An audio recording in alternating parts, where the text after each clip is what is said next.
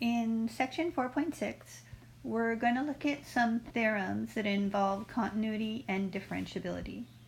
The main goal is to talk about the mean value theorem, but before we do that, we want to talk about Rolle's theorem.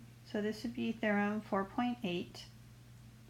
Now with Rolle's theorem, if we have a function that's continuous on a closed interval AB and differentiable on an open interval AB, if we look at the value of the endpoints and they're equal to the same value, then what Rolle's theorem guarantees is that there will be at least one point in the open interval AB so that the derivative is equal to 0.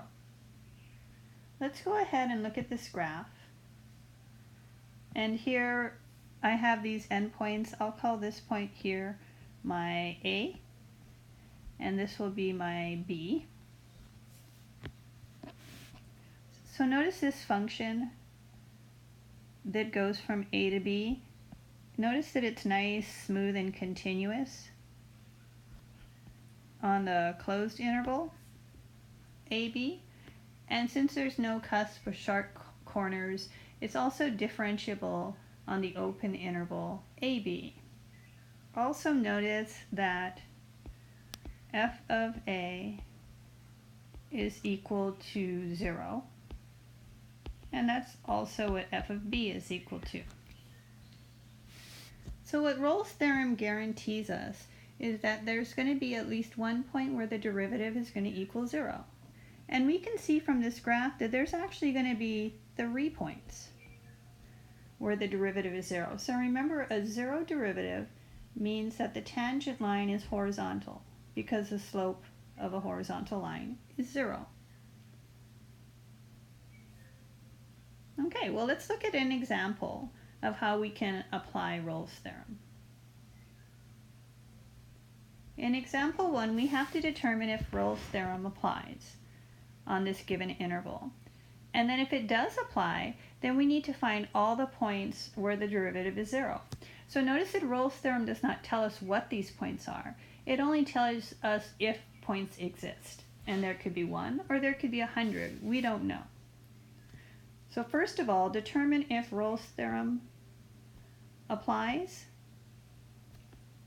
So we can't use Rolle's theorem until we talk about it being continuous, differentiable, and if the endpoints are equal. So first of all, our function f is the sine function. So remember, it doesn't matter what the argument is. The sine function is continuous and differentiable for all real numbers. So this is the part where I'm determining if Rolle's theorem applies. So I have to talk about continuity and differentiability. And this comes from theorems that we had in previous sections. So the sine function is continuous, and it's also differentiable.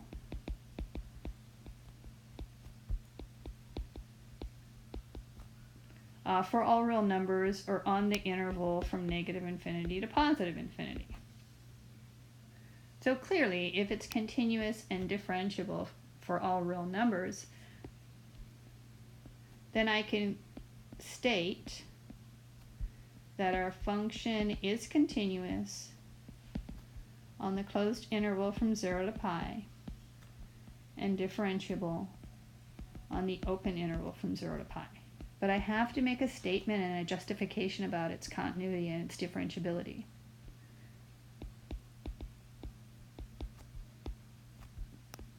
Okay. So that's part of Rolle's theorem. The other part is I'm supposed to check to see if the endpoints are equal. So 3 things we have to check: continuous, differentiable, and does f of A equal f of B?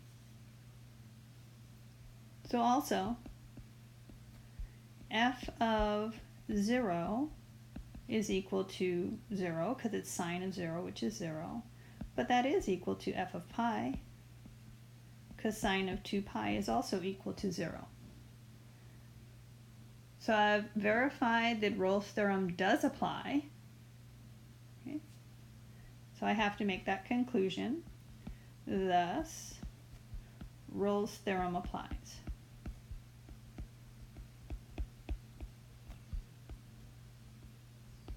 Okay, so again, you can't just say it applies without justifying it somehow. So since Rolle's theorem does apply, I'm guaranteed to find some point on the open interval from 0 to pi where the derivative is 0.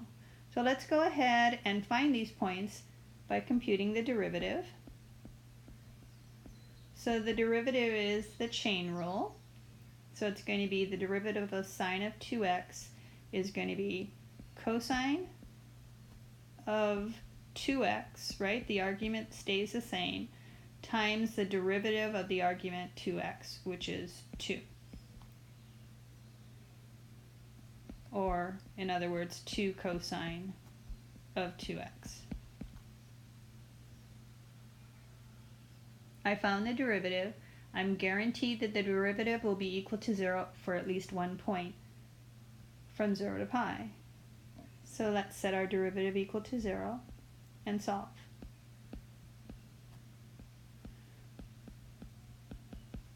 So if I divide both sides by 2 and I isolate the cosine of 2x, remember cosine is equal to 0 at pi over 2 and 3 pi over 2. We have to be careful because the argument is not just x, it's 2x. So we have 2x will be equal to pi over 2. And I want to find all points x in the interval from 0 to pi. So remember, this is also plus 2k pi. So I'm listing all the solutions, and then I'll figure out which x values fall in the interval that was given to me. So I also have the 2x has to equal to 3 pi over 2, or you could write negative pi over 2, plus 2k pi, where k is just an arbitrary integer. Okay, so now let's look at this first equation here. I want to isolate the x, so I'm going to divide everything by 2 to get x is equal to pi over 4 plus k pi. And now all I have to do is put in values for k. If k is 0, x is equal to pi over 4. If I put in 1 for k and add these, I get 5 pi over 4.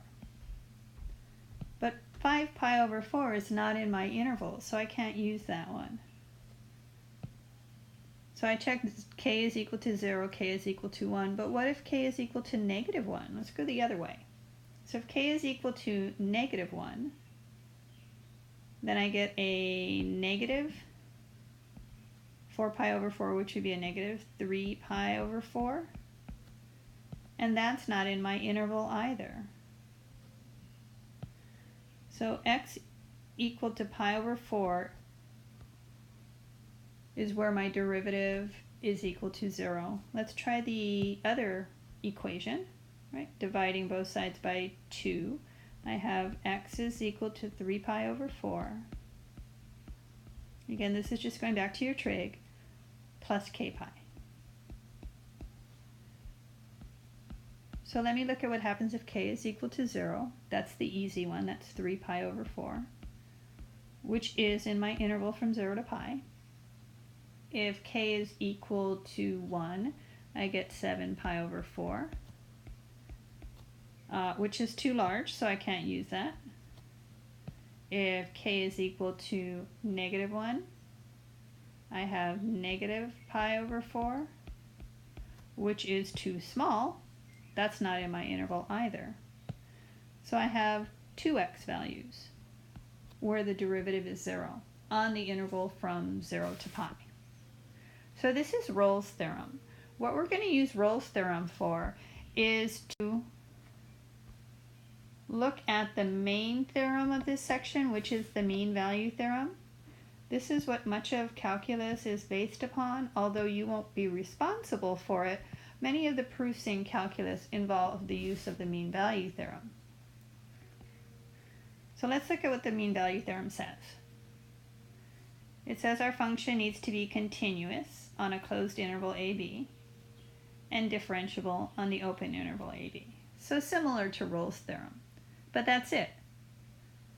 If the function is continuous and differentiable, then we can find at least one point in AB so that f of b minus f of a over b minus a is equal to the derivative at c.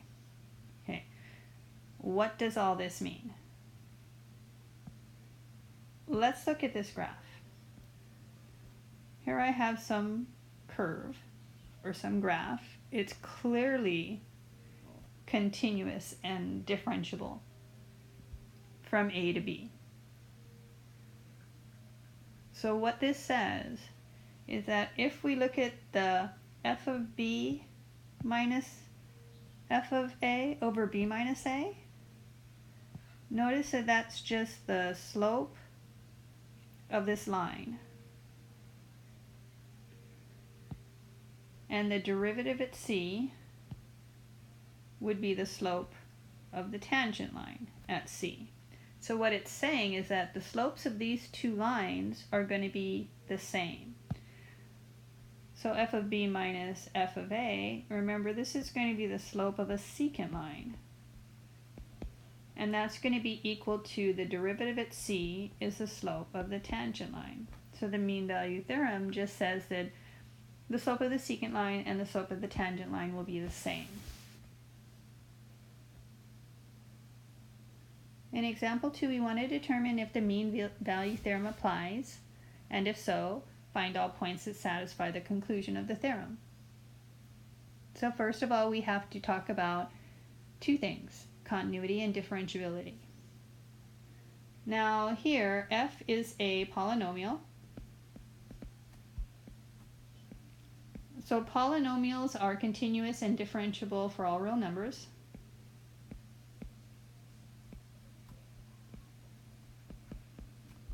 So it's continuous and differentiable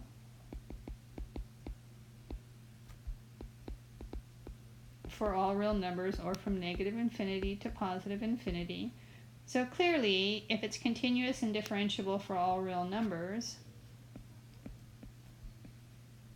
it's going to be continuous. Clearly f is continuous on the closed interval -1 to 1 and differentiable on the open interval from -1 to 1.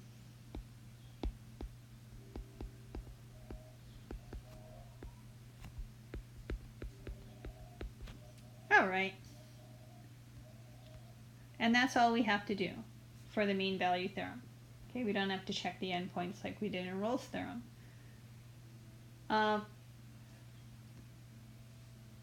Thus, the mean value theorem applies. Now that we've checked it, we need to use it. Okay, we need to find all the points C, so we're guaranteed that there's going to be at least one on the interval from -1 to 1, so that the slope of the tangent line is equal to the slope of the secant line. So let's compute the slope of the secant line. We need to find f of 1 minus f of -1 over 1 minus -1. My handwriting's terrible today. So f of 1 would be a -3 minus f of -1 is a +3, and that's over 2. So that would be -6 over 2, or -3. So the slope of our secant line is -3. And now we have to find where the derivative is equal to -3. So we're going to set our derivative equal to -3. But I don't have the derivative. So I need to compute the derivative, which would be 3x squared minus 4. And then I need to set this derivative equal to -3 and solve for x. So we get 3x squared is equal to 1. X squared is equal to 1/3. So this gives me x equal to plus or minus 1 over the square root of 3. And I'm not going to bother to rationalize that denominator. So remember, we're supposed to be finding points in the interval from -1 to 1. We don't need the y values. It's just asking for these x values. So that's our mean value theorem. Again, don't forget to check the condition before using the mean value theorem. Let's look at something a little bit different. And this involves the mean value theorem again. So in example 3, we have this function which is the absolute value of x minus 3. We want to show that there's no point in the open interval from 2 to 4, so that the slope of the secant line is equal to the slope of the tangent line. And then we're going to ask ourselves, why does this not contradict the mean value theorem? Well, first of all, I want to compute the slope of our secant line, which would be f of 4 minus f of 2 over 4 minus 2. And that's going to be 1 minus 1 over 2, which is 0. So the derivative, I can compute the derivative. The problem is I don't know how to compute the derivative for an absolute value unless I break it up into two pieces. So instead, what I'm going to do is I'm going to go ahead and I'm going to show this by the graph. So at 3, what we have is the graph of the absolute value function. So here's our graph. Notice that there's no place where the derivative is 0 from the interval from 2 to 4. So if this is 2 and this is 4, and we're just looking at these points here, there is no place on this portion of the graph where the derivative is 0. So because of that, I can say that there's no point C in the interval 2, 4 where the derivative at this point C is equal to 0. So why does this not contradict the mean value theorem? Well, it does not contradict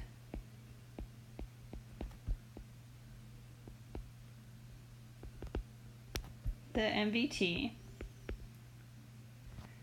because, well, it is continuous, but it's not differentiable at 3 because our function f is not differentiable.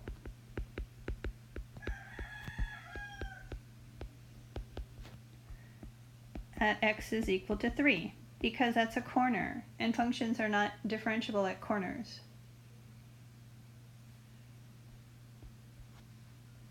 Okay, so what that means is f is not differentiable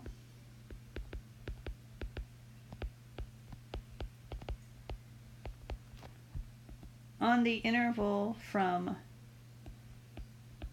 2 to 4.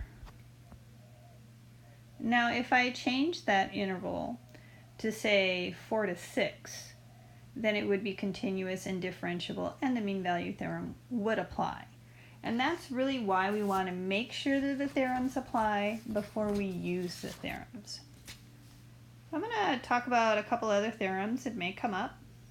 Nothing that you would actually be using, but it may come up later on in our math careers. And that would be Theorem 410 and 411. So Theorem 410 is the zero derivative implies a constant function. So all this theorem says, if a function's derivative is 0 for all points, then it's a constant function. For example, let's look at f of x equal to 5.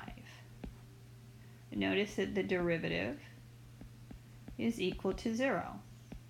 So since the derivative is equal to 0 for all x values, what I can conclude is that f is a constant function.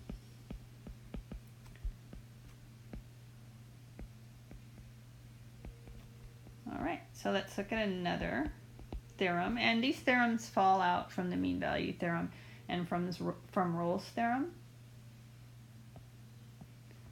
We'll look at theorem 411. Functions with the same derivative differ by a constant.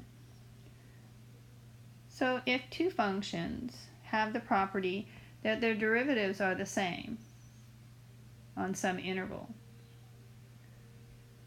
then they differ by a constant. For example, let's look at f of x equaling x squared plus 1 and g of x equaling x squared plus 2.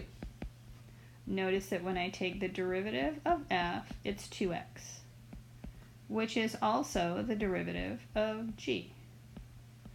So since these two functions have the same derivative, that means that they differ by a constant. So what does that mean, they differ by a constant? Well, this is a plus 1 and this is a plus 2. Those are the constants that they differ by. And that's it for this section. It's just basically the two theorems, Rolle's theorem and mean value theorem.